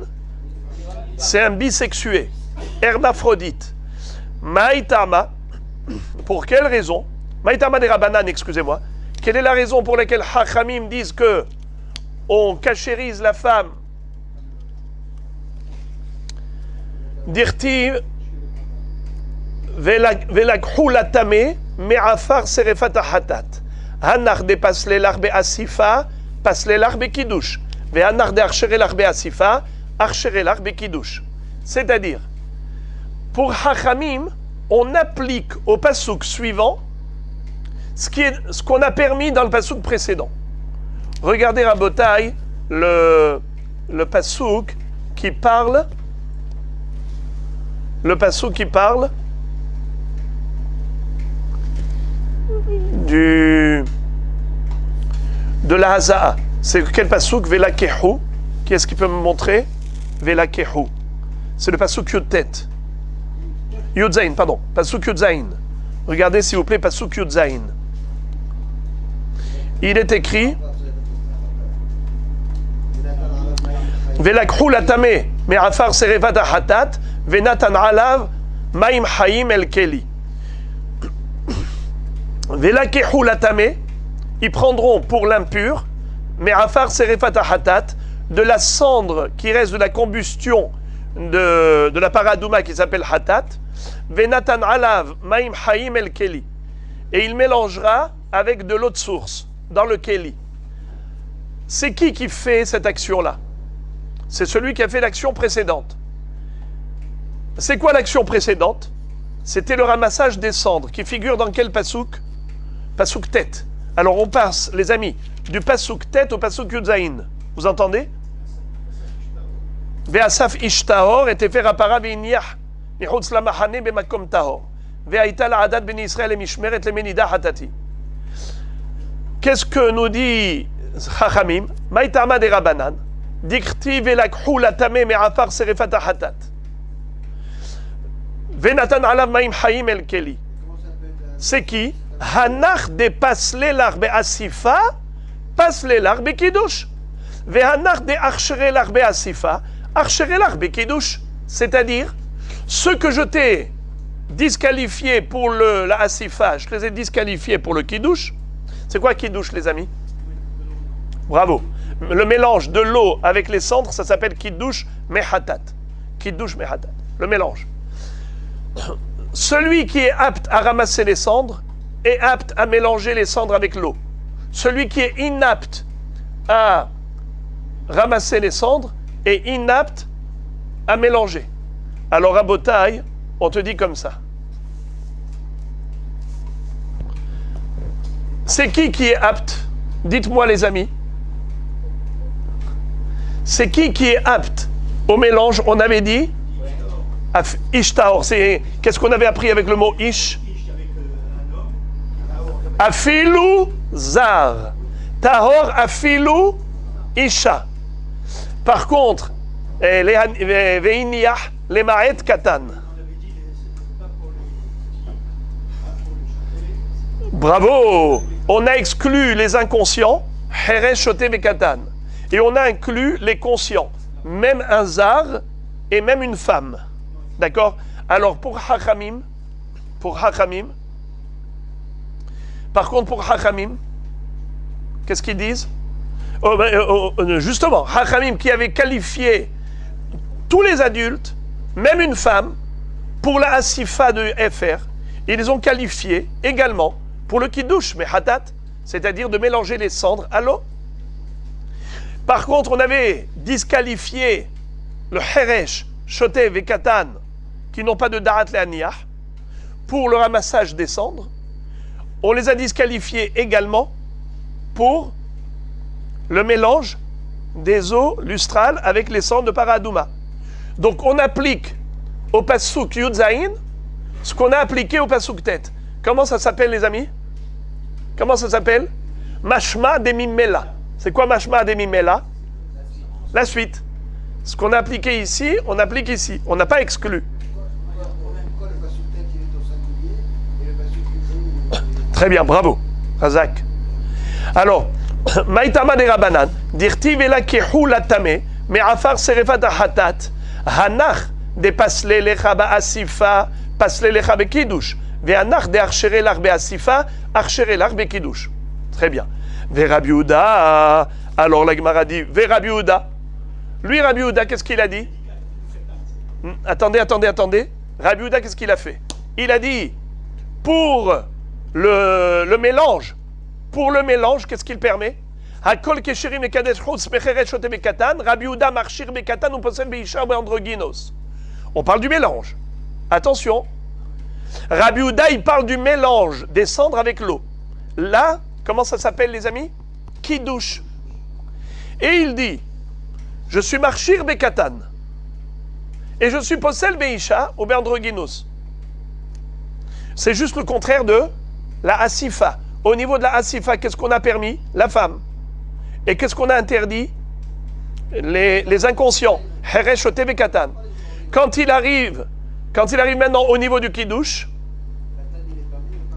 et il dit le katan est permis, mais pas la femme ou l'androgynos. Pourquoi pas l'androgynos? Parce que ça fait qu'une femme. Puisqu'il est bisexué, androgyne, et là aussi, ça fait qu'une femme. Et si on a disqualifié la femme, donc il est disqualifié automatiquement du kiddush. Oui. Il est soit homme, soit femme. Alors maintenant, la Gemara dit, Rabbi Yehuda, d'où il a fait sortir ça? Parce que d'après Rabbi Yehuda, c'est mashma, motzimi de mashma. Le pasuk Yutet, il n'est pas dans la continuité du pasuk, pardon, le pasuk Yudzaïn n'est pas dans la continuité du pasuk Tet. Alors d'où il a fait sortir ça? Et Rabbi Yehuda, il dit, imken limakra velakah, mai velakehu, de afilu katan, de pasle lachatam, hachakacher. Vous entendez comment c'est beau? C'est votre remarque. Étant donné que la conjugaison, elle est passée du singulier au pluriel, puisque au niveau du ramassage des cendres, la Torah, comment elle s'est exprimée? Ve asaf ishtahor, et teferahatat, ve asaf. Et ici, au niveau du kiddush, comment elle a conjugué le verbe velakah? Velakehu. Pourquoi? Pour te dire que même celui qui a été disqualifié là-bas, ici, il est qualifié. Là-bas, je dis au singulier, ici au pluriel. Pluriel, tu as rajouté encore quelqu'un. Qui t'y a rajouté? Le katan, qui était disqualifié là-bas. Très bien. Alors maintenant, pourquoi est-ce que tu as exclu la femme? Alors, Isha minale. Alors, il dit, parce que c'est écrit Venatan. Velo venatena. Venatan, velo venatena. Alors, la Gemara dit Verabanan. Alors, Chachamim, pourquoi est-ce que la Torah n'a pas conjugué de la même façon? Verabanan, pourquoi s'écrit Velakhu? Puisque eux, Chachamim, ils ont dit quelque chose d'incroyable. Ils ont dit, ce que tu appliques au pasuk Tet, tu l'appliques au pasuk Yudzaïn. Ça veut dire, celui qui est kasher pour la asifa est kasher pour le kiddush, celui qui est pasoul pour la asifa, il est pasoul pour le kiddush. Alors pourquoi la Torah, elle a conjugué différemment les deux psukim? Ici au singulier, ici au pluriel. Là-bas, Ve'asaf et ici Velakehu. Il te répond, Ikatab Rahamana Velakah Venatan. Si la Torah avait écrit de la même façon, Velakah Venatan, Hava Amina Ad Shakil Had Viaïv Had. J'aurais pu penser que c'est la même personne qui a pris la cendre, qui l'a ramassée, qui est obligatoirement nécessaire que ce soit elle qui mélange. Celle qui a pris Ve'asaf Velakah Venatan. Alors maintenant, si la Torah avait écrit comme ça, donc on aurait écrit Velakah Venatan. Voilà. Katavra Hamana Velakehu. Comme quoi, même deux personnes. Celui qui a ramassé la cendre, n'est pas tenu de mélanger la cendre dans l'eau. Ça peut être quelqu'un d'autre. Alors maintenant, si on avait écrit Veikatav Rahamana Velakhu Venatnu, au lieu de Velakehu Venatan, dit Velakehu Venatenu. Il te dit Havamina Adeshakletre Vihavetre. Qu'est-ce que ça veut dire? J'aurais pu croire dans ce cas-là qu'il faut qu'il y en ait deux qui prennent le FR et les mêmes deux vont mettre et mélanger les cendres à l'eau. Ça veut dire que ceux qui ont fait la lekeha, ce sont eux qui vont faire la netina. Katav Rahamana velakehu venatan de afilu shakletre via ivhad. C'est pour cela que même la Torah elle a changé et elle a commencé par le pluriel en disant velakehu et ensuite venatan au singulier pour dire qu'il n'y a aucune importance au niveau du nombre et ça peut être une autre personne qui prenne et une autre personne qui a mélangé. C'est ça ce que la Torah a voulu faire. Au travers de ce changement de conjugaison au niveau du singulier, pluriel, pluriel, singulier, c'est pour te dire qu'il n'y a pas d'exigence à ce niveau-là. Ok. Maintenant, la Gemara dit Velakach Ezov et Taval Bamaim Ishtahor. Velakach Ezov ve Asaf ve Taval Bamaim Ishtahor. De quoi on parle ici? On parle maintenant de l'aspersion. Qui doit asperger? On a un homme qui a touché un mort. Il vient pour se faire asperger avec les eaux lustrales, les eaux mélangées au sang de la vache rousse. Qui va l'asperger? Les Rabbanan, Ish velo Isha, Tahor, les Archir et Takatan. On avait déjà vu que pour Hachamim, c'est une continuité. Regarde. Pour Hachamim, c'est une continuité. Ve Asaf Ish Tahor. Nachon. Ensuite, Velakehu Latame, Me'afar Seref Hatat, le Kiddush. Asifa, Kiddush, Haza'a. Avec les eaux lustrales. On a ici trois éléments. Premièrement, on ramasse les cendres. Deuxièmement, on les mélange à l'eau. Troisièmement, on prend une branche d'hysope et on asperge la personne impure pour la purifier le 3e jour et le 7e jour. C'est ce qu'on appelle l'aspersion de Efer Mehatat. Qui est-ce qui fait? Eh bien, les mêmes personnes qui sont habilitées à faire la Asifa, c'est les mêmes personnes qui sont habilitées à faire le Kiddush, c'est-à-dire le mélange des eaux avec la cendre. C'est la même personne qui est habilitée à faire l'aspersion pour purifier l'impur. Ça, c'est d'après Chachamim. Et d'après Chachamim, rappelez-moi les amis, qui était habilité à ramasser les cendres? Aidez-moi. On avait dit même Zar. Ve'asaf Ish. Ish afilou Zar. Tahor afilou Isha. Ve'iniyach mishesh bodat. Et pas Heresh shote ve'katan. Donc c'est pareil, les mêmes personnes sont habilitées à faire le kiddush et les mêmes personnes sont habilitées à faire à asperger. On a déjà dit. Ramasser les cendres, c'est la première opération. Deuxième opération, mélanger avec l'eau. Troisième opération, asperger l'homme impur. C'est qui est habilité à faire les trois opérations? Les mêmes personnes. Celle qui est habilitée à faire la première opération est habilitée à faire la dernière. Donc, à Philosar, pas seulement Cohen, même une femme, mais pas un enfant, et pas un fou, et pas un malentendant. Ok. Les Rabbanan, Ish velo Isha, Tahor, les Archir et Takatan. C'est-à-dire que, ici, du coup, on exclut justement la femme. C'est pour cela qu'on a écrit Velakah, Ezov, Vetaval, Bamaim, Ish Tahor. Mais pourquoi encore une fois tu écris Ish? Mais on a déjà dit, si tu voulais inclure la femme, donc la femme, elle devrait être incluse dans la continuité. Pourquoi tu répètes Ish? Ish velo Isha. Alors le mot tahor, à quoi il sert? Il vient les archir et katan, pour cachériser le katan que j'avais exclu. Donc maintenant, ça nous donne quoi comme résultat? L'inverse. Pour la asifa, on a qualifié la femme et on a disqualifié l'enfant. Et maintenant, pour la haza'a, pour asperger l'impur, c'est l'inverse. La femme, elle est inapte à l'aspersion et le katan, il est apte. D'où tu exclus la femme? Ish velo isha. Comment tu inclus l'enfant? Tahor. Et comment tu fais pour inclure? Parce qu'on avait déjà dit que ça sert. C'est évident qu'il faut un tahor. Si la paradouma c'est considéré comme un korban hatat, c'est évident qu'il faut que ce soit un homme pur. Pourquoi tu répètes? C'est pour nous dire un chidouche. Quel chidouche? Même un enfant qui est disqualifié pour l'opération précédente est qualifié pour l'opération suivante. Les amis, vous avez compris que jusqu'à présent, on est en train de jongler avec les psukim. Parfois, le passouk d'après, l'opération d'après, elle est dans la continuité de la précédente. Parfois, au contraire, elle est différente.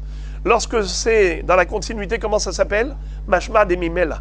Quand c'est différent, ça s'appelle Mashma motzi miyad mashma. Très bien. Maintenant, regardez la suite. Ol Rabbi Yehuda, lui qui avait dit que le katan, il est cachère pour le kidouche, mais pas la femme, pour le mélange des eaux avec les cendres. Comment il a fait sa dracha? Il dit ish velo katan et tahor le archir et taisha.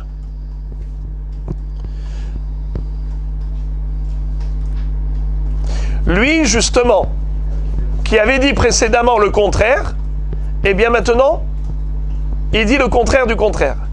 Vous avez compris comment ça marche? À chaque fois, mashma, motzi miyad mashma. D'après Rabbi Yehuda, vous vous rappelez qui il avait qualifié, qui l'avait disqualifié? Qu'est-ce qui se rappelle? Bravo. La Isha et Androgynos étaient psulim pour le kiddush. Il était marchir katan. Bravo. Alors maintenant, pour la Haza'a, qu'est-ce qu'il fait? Il fait le contraire. Qu'est-ce qu'il fait? Il fait le contraire. Alors il dit, les Rabbi Yehuda, Ish velo katan, il disqualifie le petit pour l'aspersion. Et le tahor, ça vient inclure qui? Celui que j'ai disqualifié précédemment, c'est-à-dire la femme. Vous voyez, Rabbanan et Rabbi Yehuda, tout simplement, ils disent le contraire de ce qu'ils avaient dit avant. Ceux qu'ils avaient qualifiés pour le kiddush, ils disqualifient pour la haza'a. Et celui qu'ils avaient disqualifié pour le kiddush, ils le qualifient pour la haza'a. Alors, c'était pachout. C'est très pachout. Hachamim, est-ce qu'ils avaient qualifié la femme pour le kiddush? Oui. Est-ce qu'ils avaient disqualifié l'enfant? Oui. Alors maintenant, ils disent le contraire. Et Rabbi Yehuda, qu'est-ce qu'il avait dit pour le kiddush? La femme, disqualifiée. L'androgyne, disqualifiée. Petit, qualifié. Maintenant, le contraire. Pour l'aspersion, la femme, elle est qualifiée d'après Rabbi Yehuda. Et le petit, il est disqualifié selon Rabbi Yehuda.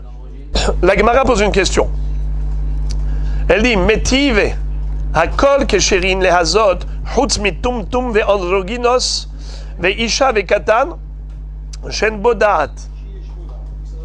Isha mesayato mazé. Alors, qu'est-ce que ça veut dire? Tout le monde peut faire l'aspersion. C'est-à-dire pour purifier un homme impur. À l'exception d'un tum-tum. C'est quoi un tum-tum? Ce qu'on appelle un intrasexué. C'est celui qui est couvert et on ne voit pas au niveau de l'appareil génital est-ce qu'il est garçon ou fille. Un jour, il va s'ouvrir. Pour l'instant, il est safek. Ve'androgynos, c'est celui qui est bisexué. Ve'isha, ou la femme. Ve'katan shen bodat. Alors, il y a deux versions. Regardez ici, chez Yesh, regardez le petit Zaïn. En haut, vous regardez dans ma sorette à chasse, et il dit, il faut corriger. Nusha aheret, katan she en bodat. D'accord? Katan she en bodat, isha mesayato ou mazé. Ça veut dire que un petit qui n'a pas de da'at, alors une femme elle peut même l'aider. Ça veut dire la femme elle-même, elle n'est pas apte. Un petit qui n'a pas de da'at n'est pas apte. Mais si on associe les deux, c'est-à-dire que la femme qui est adulte, elle l'aide, elle lui tient la main, un petit qui n'a pas de da'at, alors dans ce cas-là, c'est valable. Pourquoi? Parce que qu'est-ce qui manque? Qu'est-ce qui manque au petit? Il lui manque le da'at. Qu'est-ce qui manque à la femme? C'est qu'elle n'est pas un homme. Mais si tu prends un petit et une femme, tu as les deux réunis. Ça veut dire que la femme, elle a le da'at, puisqu'elle est adulte. L'enfant, c'est un garçon, mais il n'a pas de da'at. Eh bien, quand elle l'aide, elle lui tient la main, eh bien, on peut asperger un impur et le purifier. Pourquoi? Étant donné qu'ils sont complémentaires. Ce qui manque à l'un, se le trouve chez l'autre. Donc la femme, quand elle tient la main du petit et elle l'asperge, alors voilà, c'est un garçon. Et c'est aussi avec le da'at. Tu as réuni les deux. Après, la Gemara dit Velo palig Rabbi Yehuda. Velo palig Rabbi Yehuda.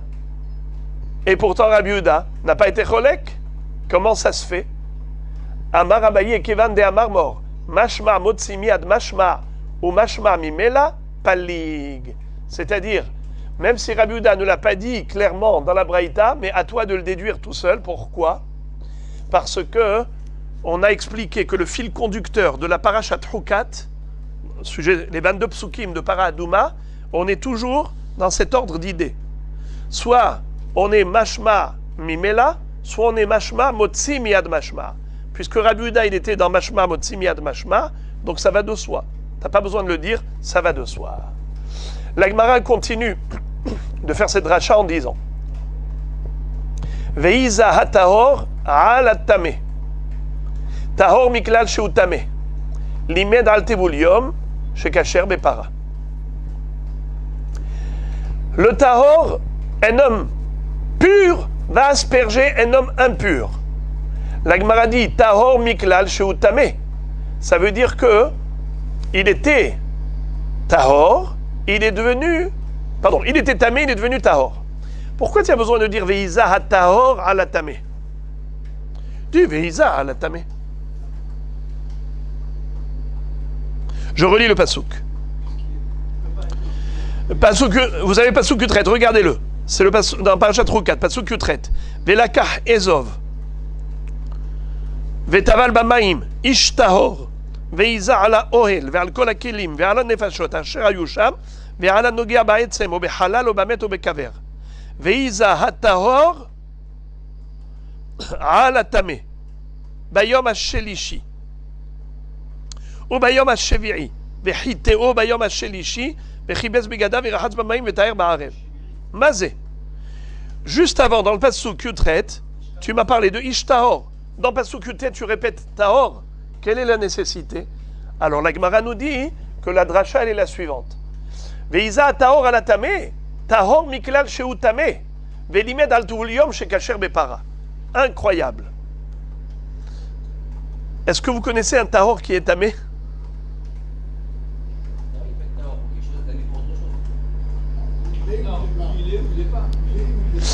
Alors écoutez Rabotai, on parle d'un tvulium. Tvulium, c'est que quelqu'un qui a été au mikvé, pour être tahor complètement, il doit attendre la tombée de la nuit. Entre l'immersion dans l'eau du mikvé et la tombée de la nuit, ou bahash shemesh vetaher, à la tombée de la nuit, il sera totalement tahor. En attendant, il est tahor tamé. Il est intermédiaire. Il a un statut de ce qu'on appelle Sheni la Tum'a. Il n'est plus à 100% tamé, il n'est plus avatum'a, mais il n'est pas encore tahor complètement. Il doit attendre la tombée de la nuit. À ce moment-là, il n'est plus avatum'a, il n'a qu'un statut de Sheni la Tum'a. Est-ce qu'il est apte à asperger pour la para adouma? Réponse oui. Puisque la Torah nous a écrit Veiza tahor ala tameh, à quoi ça sert? Mais on parlait d'un homme tahor. Pourquoi tu répètes Veiza tahor ala tameh? Pour te dire, même s'il a une petite tahara, ça veut dire c'est un tamé qui a été au mikvé et qui maintenant commence à devenir tahor. Ça veut dire il est déjà tahor du avatouma, il n'est plus avatouma. C'est ce tahor-là qui n'est pas totalement tahor shu tamé. C'est un tahor qui n'est pas totalement tahor, ça suffit pour la para adouma. Parce que sinon la Torah n'aurait pas écrit encore tahor. Pourquoi elle a écrit 2 fois tahor? Pour te dire, même s'il est un tamé qui est en train de sortir de sa touma. C'est un tvulium. Il était tamé, il a été au mikvé, et la nuit n'est pas encore tombée. Et il est déjà apte à asperger pour la para adouma. Les tzedokim, les sadducéens, n'y croyaient pas. Les sadducéens ont dit, ça c'est une invention des hachamim. C'est écrit dans la Torah Ishtahor et vous me dites non, même s'il est tamé, il a été au mikvé, alors même si la nuit n'est pas encore tombée, il est déjà apte. Mopitom, nous on dit Visa Tahor, il faut qu'il soit Tahor. Alors a priori les Tzedokim qui ne croient pas en la Torah orale sont plus justes dans le texte biblique que les Hachamim. Parce que dans la Torah c'est écrit Tahor, eux ils disent il faut vraiment un vrai Tahor. Hachamim disent puisqu'il y a écrit 2 fois Tahor, Tahor, même un Tamé, Tahor chez Outamé, c'est-à-dire un Miklal chez Outamé, ça veut dire qu'il est en train de se purifier, il a été au mikvé, ça suffit. Même un Tvulium, il est kasher. Alors vous savez qu'est-ce qui s'est passé? Les Hachamim ont dit, les Tzedokim, les Sadducéens qui ne croient pas en la Torah orale, veulent se montrer encore plus mahmir que nous, plus parfait que nous. Et eux ils disaient la paradouma, c'est d'Afka avec un homme qui est parfaitement Tahor. Que la nuit est déjà tombée. Les Hachamim ont dit non. Nous, on va prendre un homme, on va le rendre tamé, on va l'amener au mikvé, et avant que la nuit tombe, on va lui faire l'aspersion.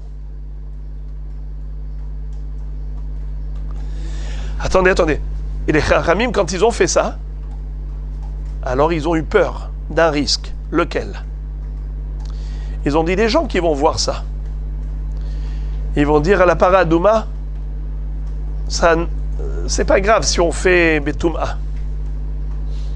Tu vois que les Rachamim, ils ont pris un homme qui était Tahor, ils l'ont rendu tamé, ils l'ont envoyé au mikvé, et avant que la nuit tombe, déjà, ils font avec paradouma. Ça veut dire que paradouma ne requiert pas de la pureté. On pourrait faire de paradouma même avec impureté. Or, vous avez vu tout ce qu'on avait appris ce matin. Hachamim ont dit, puisqu'on a été indulgent dans un détail de paradouma, on va être exigeant et strict et rigoureux par rapport à tous les détails de paradouma. Eh bien, Rabotaï, à propos de paradouma, on a des centaines de détails de Humra. Pourquoi tellement d'exigences et tellement strict? Parce que les Hachamim ont voulu contrebalancer l'impression négative que ça pourrait donner en rendant quelqu'un de pur, le rendant impur et d'envoyer au mikvé et de ne pas attendre la tombée de la nuit et de faire paradoum avec un tvulium, ça pourrait donner l'impression négative qu'on peut négliger la paradouma. Et on peut faire même betouma. Alors là, ils ont dit non. Il faut que ce soit fait des super tahara. Mais vous ne pouvez même pas imaginer jusqu'où ils ont été dans l'exigence de la tahara pour paradouma. C'est incroyable. Rien que pour vous donner quelques petites idées. L'enfant qui allait puiser l'eau, il fallait que ce soit un enfant que c'est sûr qu'il n'a jamais eu de pollution nocturne, de kéri, de touma. Et il fallait que sa mère n'ait pas touché un mort. Alors il fallait que l'enfant se retrouve dans des kipotes, où ça veut dire que là où on allait construire la maison, où cette mère avec cet enfant vont se retrouver, il fallait que ce soit sur des endroits où même s'il y avait un mort en dessous, qui est la place pour la Toum'a, qu'elle ne soit pas Toum'a Retsusa Bokarat Verola, qui est un tefah où la Toum'a elle peut être en dessous, et elle est bloquée avec le sol de la maison. Il mettait le Kohen à Soref et Tapara, il le mettait pendant 7 jours en isolement avant l'opération Paradouma. Et comment on l'appelait? L'Ishkat Beta Even. Et pourquoi ça s'appelait Beta Even? Parce que chez Kol Maaseh Bikle Avanim. Et pourquoi Kle Avanim? Parce que le Kle Even n'est pas Mekabel Toum'a. Incroyable. Toutes ces Ma'alot, ce qu'on appelle Ma'alot, ces degrés d'exigence, c'était juste pour contrebalancer l'effet négatif que pourrait avoir cette démarche de se servir d'Afkadan Voulium. Alors pourquoi on s'est servi d'Afkadan Voulium? Pour déraciner l'idéologie des Sadducéens. Les Sadducéens ont voulu déraciner la Torah orale en disant que c'est une invention humaine, Hazve Shalom. La lutte et le combat des Hachamim, c'est de déraciner les détracteurs. On en a eu dans toutes les générations. Il y en a encore de nos jours. Et de ce fait, il faut savoir que nous, en Israël, on est garant de la transmission de la Torah. Et on se doit de lutter pour elle et de tout faire pour la sauvegarder et la préserver. C'est ça ce qu'ont fait les Hachamim dans chaque génération. Si aujourd'hui nous avons encore notre Torah, c'est bel et bien grâce à eux. C'est grâce à nos Hachamim qui ont lutté pour pérenniser la transmission de Torah chez Bé'al-Pé, qui est l'explication de la Torah orale. Alors on va terminer. Amar Rabbi Assi, ki havuba Rabbi Yohanan v'Rish Lakish bepara, lo maskemina ela kemay demasik ta'ala mi bekrava. Que ça veut dire? Lorsque Rish Lakish et Rabbi Yohanan étudiaient Parashat Hukat, et ils enseignaient les halachot de Masechet Para, ils disaient, le fil conducteur de la paracha de Para, c'est Mashma Motzim Yad Mashma ou Mashma Demimela. C'est tout. En fait, si tu as compris ça, tu as tout compris. Ils n'ont pas rajouté des chidushim, pas plus qu'un renard qui rentre dans un champ labouré. Un champ qui est labouré. Donc la terre, le sable est fin. Comme le sable est fin, quand un renard il va marcher là-bas, il va prendre dans ses griffes un peu de terre qui va se coller à ses pattes. La même chose, quand ils étudiaient le sujet de Paradouma, ils disaient on n'a pas beaucoup de chidushim à donner. Pas plus que quelques grains, quelques graines. En réalité, tout est là. Si tu as compris le principe, tu as tout compris. Comme on a entamé la Sugia, vous vous rappelez? La base. Deux principes. Soit Mashma Motzimiad Mashma, soit Mashma Demimela. Avec ça, tu avances et tu as chaque pasouk après pasouk, qu'est-ce que ce pasouk vient t'apporter par rapport au pasouk précédent. Soit idem, soit au contraire, différent, et il exclut le précédent. Mais, en général, c'était quoi l'étude? Qui est habilité à faire quoi? C'est ça la question de base. Qui est habilité à faire cette opération et cette opération et cette opération et cette opération? C'était ça notre étude aujourd'hui. On termine. Et là, Amré, Mashma Motzimiad Mashma, Mashma Mimela. Il disait, voilà, c'est ça le principe. Tane Tanakame de Rabbi Yohanan. Il était une fois un Hacham qui était devant Rabbi Yohanan et il enseignait des Mishnayot par cœur ou des Baraïtot par cœur. Regardez ça. Il disait, Kol ashchitot kesherot bezar, chutz michel para. Il disait, toute shchita, elle est cachère, même par un étranger. On le sait que même les korbanot, bien que il faut les sacrifier dans le Beth Amikdash, a priori, la shchita aussi devrait se faire par un Kohen, puisque c'est un korban. Eh bien non. Mikabalat haddam va ilach mitzvat keuna, aval shchita keshera bezar. C'est-à-dire que le rôle du Kohen n'entre en matière qu'à partir du recueillement du sang. Après, l'aspersion du sang. Après la shchita. Mais la shchita elle-même peut se faire même par un étranger. Même un zar. Même un Israël, même un Lévi. Pas obligatoirement un Kohen. À l'exception de Paradouma. Il disait la Paradouma doit être shchitée obligatoirement par un Kohen. Comme Rav, qui avait compris que c'était Elazar et Cohen, Nachon. Eh bien, Rabbi Yohanan, lui, pense comme Shmuel, que la shchita de Paradouma, ça peut se faire même par un zar. Et pour ça que Rabbi Yohanan a dit à ce monsieur, à ce chacham-là, qui récitait par cœur les braïtot, lui a dit, Pouktane les bara, sors d'ici, va enseigner ta halacha dehors, ta braïta dehors. Pouktane les bara, l'omatsinu shchita bezar psula. Il n'y a pas de shchita qui est interdite aux arts et qui serait inapte par un zar, même la paradouma, comme les korbanot. Rabbi Yohanan, l'homme ibaya letana de l'otzaït et la filou les rabbé l'otzaït. Rabbi Yohanan, non seulement qu'il a contredit ce hacham-là qui récitait par cœur les braïtot, mais il contredit même son propre maître. Qui était le Rav de Rabbi Yohanan, entre autres? C'était Rabbi Shimon ben Yotzadak. Il a dit, je ne suis pas d'accord avec mon maître. Rabbi Shimon ben Yotzadak, il disait que la paradouma, elle doit être shchitée par un Kohen. Regardez ça.